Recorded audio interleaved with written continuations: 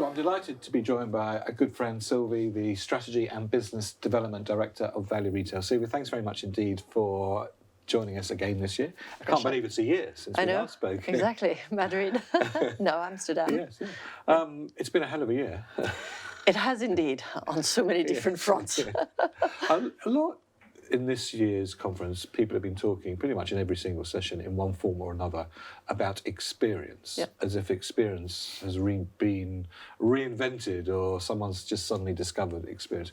You know, on your side, you've been dealing in experiences for years. Just tell us a little bit about how you view experience and why suddenly do you think it's the buzzword everyone's talking about? Well, experience is at the heart of what we do at Value Retail in our 11 villages worldwide. We don't have a product, but our product is the experience. And so we've always focused on it, but it doesn't mean that what we do today is the same as we did 25 years ago when we started.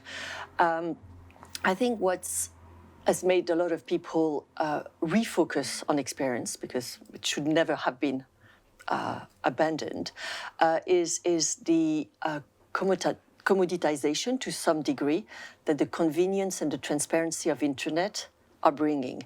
Internet revolution and e-commerce and digitalization of the world is fantastic, but it comes also with certain side effects, and therefore, in order to give the product a greater value, the experience and the emotional content that's with the product itself becomes more critical.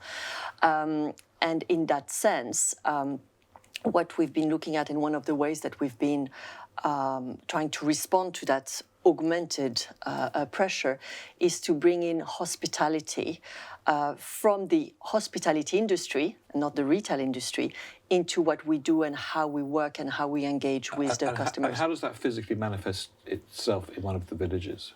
So the way it physically manifests itself, the first thing is that, so we brought in people that come from the hotel industry, right? Because retail comes from first selling a product and providing services around it, whereas hospitality comes from the well-being of the person and then selling additional products. So it's two different entry points to the customer.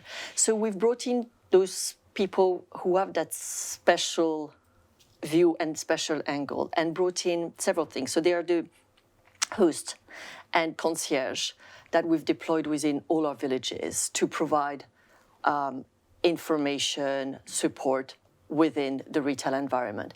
But there's also the whole transformational change that's within the company, having and bringing, a new division that's actually, everybody talks about digital transformation. We've undergone a hospitality transformation, and how also we engage with our partners, the brands, and collaboration is also, I think, a very important theme in the Congress, because with a world that's going faster, you can't do anything on your own. You never could, but it becomes more important to actually collaborate with the brand. And we've done that with, for instance, again, an example of how it manifests itself. We've partnered with École Hôtelière de Lausanne and developed a whole new staff engagement program on how to better approach customers when they visit. So it's trying to look at all the different touch points, and obviously also now we're moving into how we can improve that as well in all our digital journey, so that we're looking at the before, the during physical, and the after, which tends to be digital again. Now, one of the trends, certainly in the more slow-growing markets, has been the increase in the value element of the market. You, in a sense, transcend both at the value end of the market and also the luxury end of the market. How do those two things meet? Well, on paper, they don't, but somehow they do in what we do, and that's one of the reasons that we don't like to be called outlet, because we feel we are luxury shopping destinations. And interestingly, if you go when we start and you fast forward to now, our brand partners also perceive that now, that we are a flagship physical retail experience. And I think when you talk about contrast, darkness defines light, white defines black. So contrast and opposites can enhance each other.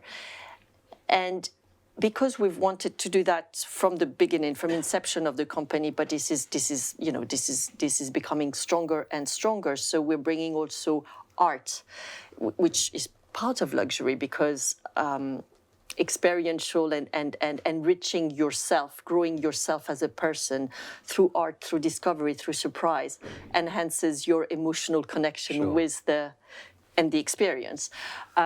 So that's how we do it. And now that a lot of people talk about luxury evolving from being very exclusive to now the new buzzword is inclusive, to a degree, this is something that we've sort of grown up with trying to do. So it's never perfect, but the good thing is we're always challenging ourselves to find new ways to do it and to make people feel special when they come to us, and also feel that they are in a special environment. So it's both. President Xi of China has made a big play of China being a fantastic market for Chinese to travel to other countries around the world. I think in his strategy plan for last year, he said he was going to make it significantly easier for Chinese citizens to get passports. I think it's only about 2 or 3% of Chinese citizens currently have passports. How important is the Chinese consumer to you at the moment, and what do you think that's going to be in the future? So we are a luxury destination, so it's no secret to anyone that for luxury businesses, the Chinese consumer is an incredibly important customer, not only because how much they buy domestically and internationally, but also how they influence the world in their consumer behavior that are being looked at by so many other nations, including in the West, by the way. So yes, very important. Just to give you, so we have 2 villages in China, which we've opened as of the oldest one is 5 years ago, and we opened because the brand asked us to partner with us and to have our proposition in China. But in Europe, the tourism component of our business is huge, and the Chinese is huge within that. So in Bicester, for instance, 2 out of 3 Chinese visitors that come into the UK come and visit Bicester. Well, it's amazing. I spent a lot of time in China, and if you ask the average Chinese consumer on the street what they know about the UK, they say Buckingham Palace and Bicester Village. That's correct. We're the second most visited destination after Buckingham Palace, and that's why also we unified our 11 villages around the world under the brand name, which is a bit long to say, but it's the Bicester Village Shopping Collection, because it's so well known and so recognized. And it also defines a certain promise that we deliver in all our villages in a localized way. So it's not a cookie cutting experience from Bicester. We feel it's very important to have a local authenticity, but people recognize those traits in all the properties we have. Well, hopefully it won't be another year till I see you next. No. But what do you think, finally, the next 12 months is going to bring to us in the wonderful hurdy-burdy world of retailing?